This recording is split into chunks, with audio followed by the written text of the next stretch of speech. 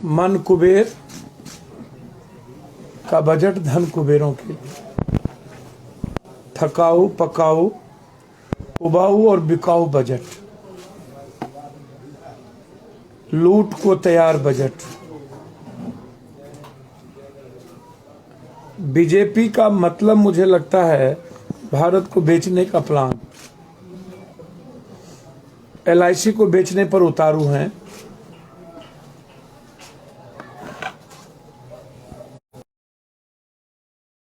रुपया और 2 रुपया टैक्स बढ़ गया।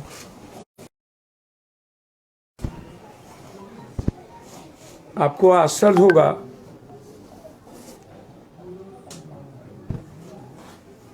तालाबंदी के समय अर्थशास्त्री सब्यसाची ने स्पष्ट रूप से कहा था भारत को अपने जगह पर आने में 13 साल कम से कम लगेंगे। 62% टैक्स पेट्रोल भारत और केंद्र राज्य 98 रुपया से बढ़ाकर 32.98 रुपया कर दिया। इसी तरह डीजल पर उत्पाद शुल्क 15.83 रुपया से 31.88 रुपया, करीब दुगुना पैसा भारत से वसूलता है यह सरकार।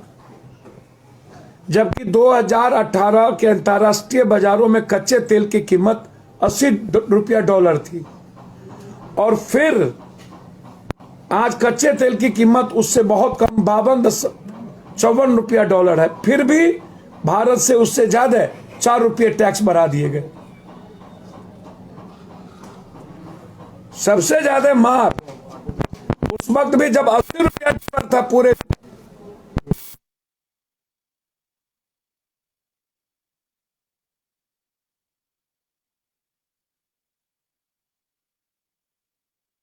कर दी गई थी।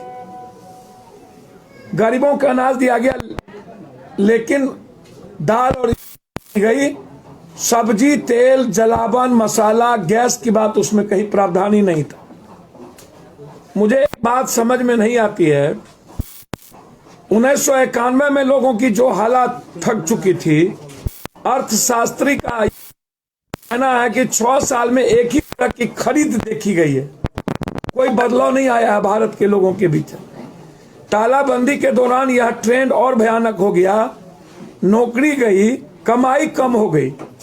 तो अब आप हमको एक बात बताइए, सिर्फ ट्रांसपोर्ट सेक्टर को लीजिए तो दिख जाएगा कि पेट्रोल और डीजल के दाम बढ़ने से इस सेक्टर के लोगों की हालत सबसे ज्यादा बुरी हो गई। ट्रांसपोर्ट सेक्टर, यह सेक्टर कम मार्जिन का काम करता है। दाम बढ़ने से छोटे छोटे टेम्पों से माल की ढुलाई करने वालों की कमाई बिल्कुल कम हो गई। 2020 में ICRA की रिपोर्ट के है कि ट्रांसपोर्ट सेक्टर 20% तक सिकुड़ के मात रह गया। 80% लगभग ट्रांसपोर्ट सेक्टर फेल होगी। मतलब है कि लाखों लोग रोजगार से बाहर हो गए, उनकी बेहद कमाई खत्म हो गई और ऐसे लोगों को सरकारी मदद नहीं मिली। 2012 में घरेलू बचत हिस्सा GDP 24% था और 2018 में उघट करके 17% हो गया। अब आप हमको बताइए कि 2091 के से भी नीचे हो गए। प्रधानमंत्री के आर्थिक सलाहकार परिषद के पूर्व सदस्य रितिन राव का कहना है बिहार में जो विकास की कहानी है वो सिर्फ 10 करोड़ लोगों तक सीमित है। मात्र ये रितिन राव जो प्रधानमंत्री के पूर्व सलाहकार है वो कह रहे यही 10 करोड़ जो खाता खरीदता है उसी से विकास दर तेजी आती है। 1 अरब से अधिक की आबादी की तुलना में यह कितना कम है, इसको आप समझ लीजिए। अब आप हमको एक बात बताइए, मैं आपको बहुत क्लियर पूछना चाहूंगा। इसका मतलब यह हुआ कि 10 करोड़ के बाद आबादी की बाकी हिस्सा जो निम्न और मध्य वर्ग है वो गरीब है। इस पर कोई मतलब क्वारंटाइन की जरूरत है तो सरकार उसको पैरासीटामोल दे रही है। आप ऐसे समझिए कि लाइव मिंट में विवेक कौल ने लिखा है कि पिछली तिमाही भारत की जीडीपी शुक्र कर 134 लाख करोड़ की हो गई थी। अनुमान है कि नए वित्त वर्ष में 149.2 लाख करोड़ की होगी। 2019-20 में भारत की जीडीपी 145.7 लाख करोड़ की हो गई। अब आप सोचिए कि विकास का क्या होगा, या सोचने की जरूरत है। भारत की जीडीपी माइनस 23.9% थी। पिछली तिमाही में माइनस जो है 7.5% रह गई। अब डबल डिजिट में जीडीपी की विकास दर चली जाएगी। ऐसा क्या कमाल होने जा रहा है? आपके पास 100 रुपये थे, उसकी कीमत घटकर 80 रुपया हो गई। और इसमें सुधार के लिए 80 से 90 होगा, तब कोई कहा जा सकता है कि तेज रफ्तार। असली विकास तब माना जाएगा जब 100 रुपया 111 रुपया होगा, और अभी 80 रुपया है। जीडीपी माइनस 23.9%, मतलब काफी घट गया। विकास दर 11% होगी, यह कहा जा रहा है। अब जो बजट इस बार पास हुआ है, आप उसमें एपीएमसी एग्रो फंड के दायरे में लाया जाएगा। ये आप कह रहे हैं ई नाम से 1000 और मंडियां जोड़ा जाएगा और 22 पेरिसेबल कॉर्पोरेट्स में शामिल किया जाएगा। अब मंत्री जी 1.5 गुना एमएसपी देने की बात, पैसा कितना दिए कोई ऐलान नहीं। बंगाल, मैंने कल भी कहा था कि बंगाल और असम में इन्होंने कहा 1000 करोड़ रुपया का टी वर्कर्स के लिए चुनाव के कारण। और वित्त मंत्री ने आज कहा कि 2022 में राजकीय कोष घाटा 6.88 रहेगा, जब खुद वो कह रहे हैं market gross boring 12 lakh crore रुपया रहेगी। और 2025-26 के लिए लक्ष्य 4.5 रखी गई है, 25-26, और अभी 6.8। अब आप हमको बताएं, ये जो झूठ का पुलिंदा है, बिहार में आप जो न रोजगार, न आयकर में छूट, न कृषि का सशक्तिकरण, न उद्योग का पुनर्जागरण, न रेलवे का पुनर्स्थापन, न शिक्षा का सरल सुलभ, न स्वास्थ्य सेवा उपलब्ध कराने की योजना, बस भारत बेचने की योजना। असम, तमिलनाडु, केरल, पश्चिम बंगाल चुनावी बजट अन्य राज्यों के लिए। बिहार का विशेष पैकेज आपको याद होगा,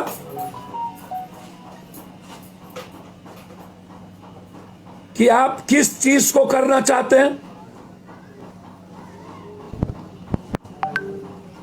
बहुत क्लियर है कि देश को बेचने के बजट, क्योंकि लगभग सारे पीएसयू को बेचा जा रहा है, और यह तय कर लिया इस बार भी। एलआईसी में प्राइवेट हिस्सेदारी 75% कर दी गई, जिससे एश्योरेंस सेक्टर में सबसे ज्यादा दिक्कत कॉमन मैन को होगी। बिजली बिल्कुल प्राइवेट हो गई, अब वोचर दिया जाएगा। किसानों को मिलने वाली सब्सिडी पर सबसे ज्यादा दिक्कत बिजली पर। जब प्राइवेट हो गए तो सब्सिडी कहां? वेयर हाउस प्राइवेट कर दिए गए है, तो एफसीआई को बेचने की नौबत आ गई जब वेयर हाउस प्राइवेट हो गया। वैसे ही एफसीआई 30,000 करोड़ के घाटे में चल रही है लगभग। अब आप हमको बताएं,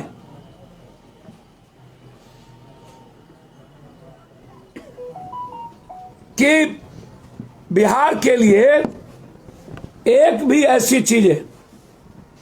मैं पूछना चाहूंगा विशेष राज्य विशेष पैकेज पर, मैं पूछना चाहूंगा बिहार के लिए केंद्रीय विश्वविद्यालय पर, मैं पूछना चाहूंगा बिहार के लिए बंद फैक्ट्री। जैसे अभी सबसे बड़ा दुर्भाग्य है कि 40% इंडस्ट्री थी हमारी चीनी की, हम 18% पर आ गए और रीगा चीनी मिल को बंद करने की घोषणा हो गई, जो नहीं होने देंगे। मर जाएंगे, जान दे देंगे, लेकिन रीगा चीनी मिल। हम आज कृषि मंत्री जी से बात की है, 130 करोड़ रुपए का किसानों के साथ धोखा करके भाग गया और सरकार जाने दी। अब कह रही है कि मैं एफआईआर कर रहा हूं। इसके लिए कोई बजट नहीं। अब आप हमको जरा बताएं, बहुत क्लियर 65,000 करोड़ के विशेष पैकेज की घोषणा। अमृतसर हावड़ा इंडस्ट्रियल कॉरिडोर बनने में औरंगाबाद गया कैमूर आता था, वो भी नहीं। दिल्ली बंबई के तट पर विदेशी कंपनी के सहयोग से बिहार में उद्योग जगत को जमीन खरीदने के लिए डेडिकेटेड कॉरिडोर सुविधा मिलने की योजना थी, उस पर भी नहीं। 117 पिछड़े जिलों में शामिल बिहार के 13 जिलों में उद्योग लगाने का आयकर और अंकरों में राहत देने की बात, वो भी नहीं। बिहार में हस्तकला उद्योग में व्यवस्थित करने की योजना, केंद्रीय बजट में बिहार को लेकर कोई घोषणा नहीं। बिहटा औरंगाबाद नई रेल लाइन परियोजना प्रस्तावित, बिहटा परियोजना में भी कोई रुपया नहीं। और प्रवासी मजदूर की समस्या जो सबसे बड़ी है, उसको कोई एड्रेस तक नहीं किया गया वित्त मंत्रालय के द्वारा, कोई एड्रेस नहीं। हेल्थ पर कोई चर्चा नहीं की गई, रोजगार सृजन पर कोई चर्चा नहीं हुई। 12 करोड़ नौकरी चली गई, प्राइवेटाइजेशन की बात हुई, धन कुबेर की बात हुई, जहां चुनाव है चुनावी बजट पर बात हुई, लेकिन किसान पर बात नहीं हुई।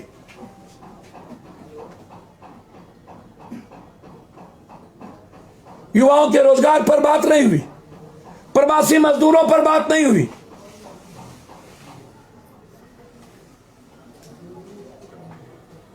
नीतीश कुमार जी कल कह रहे थे बजट विकास का होगा।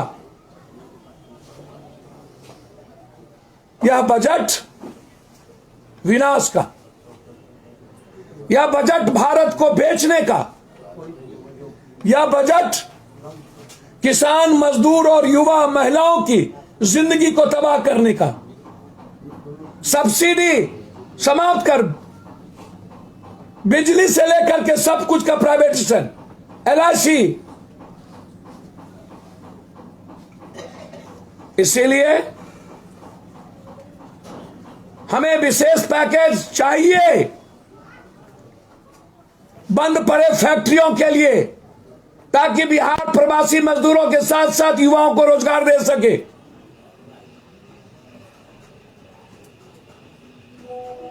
हमें 1,64,000 करोड़ चाहिए।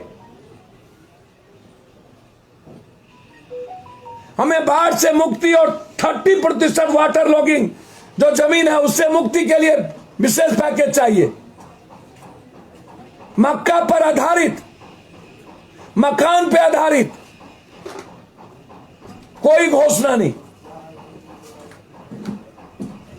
इसलिए यह बजट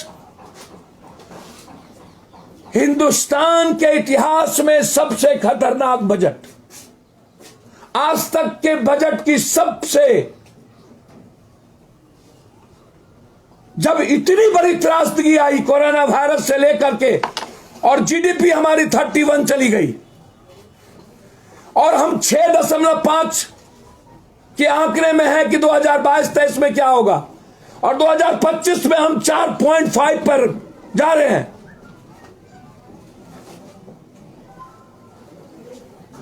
और उसके बाद इतनी गंदी बजट, इससे बड़ा दुर्भाग्य कुछ नहीं हो सकता।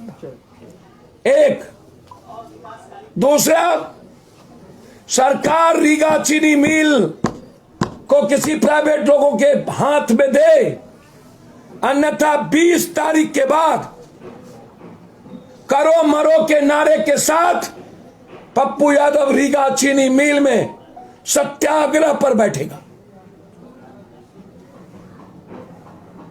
हम मुख्यमंत्री जी से समय मांगे हैं मिलने का। मैं उम्मीद करता हूं मुख्यमंत्री जी मेरी भावनाओं को समझेंगे, और आज ही मेरी कृषि मंत्री से बातचीत हुई। 2, तीसरा,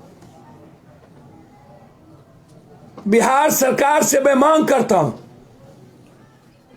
शराब को या तो आप फ्री करें या तो जीरो टॉलरेंस के साथ शराब को और शराब बेचने वाले को तबाह करें। बिहार के लिए सबसे बड़े सर्वनाश का कारण अब ये शराब, पैरेलल शराब की बिजनेस शुरू हो गई। अंतिम, उत्तर भारत बाहर से आए हुए, चाहे वो जल नल योजना के कॉन्ट्रैक्टर हो, चाहे रोड का कॉन्ट्रैक्टर हो,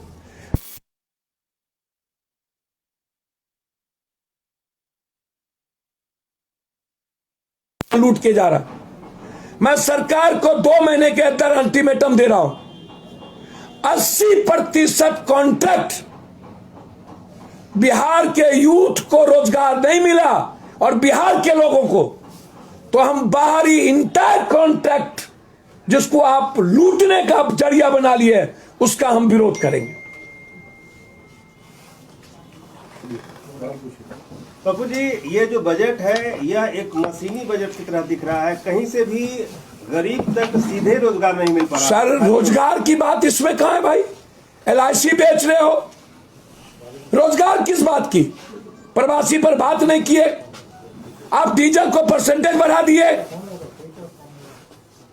जब आप आमदनी कम कर दिए तो खरीदारी नहीं होगी, तो हमारी GDP तबाह हो जाएगी, हमारा भारत कोलैप्स कर जाएगा। प्रवासी पर कुछ बोले ही नहीं, तो आपने तो हमारी पूरी इकोनॉमी को चैलेंज कर दिया, समाप्त कर दी, हमारी आमदनी पर चोट कर दिया। तो जब आमदनी ही नहीं तो बाजार में खरीदारी कैसे, और फिर बाजार में खरीदारी नहीं तो हमारी इकोनॉमी का ग्रोथ कैसा, फिर GDP और देश का कोलैप्स। बहुत क्लियर। आपकी कृषि मंत्री जी से बात हुई तो क्या उन्होंने आश्वासन दिया? उन्होंने कहा मैं दुखी हूं, चिंतित हूं, किसान के पैसे लूट के चले गए, 125 करोड़ रुपया ब्याज सूद बैंक से डिपॉजिट के आधार पर 81 करोड़ किसान को दिला दिया और बाद में सूद ब्याज कर दिया, और अब उनको नोटिस आ रहा है बैंक के द्वारा, और लूट करके यहां से वो भाग गया। अब वो आएगा नहीं। अब कह रही है कि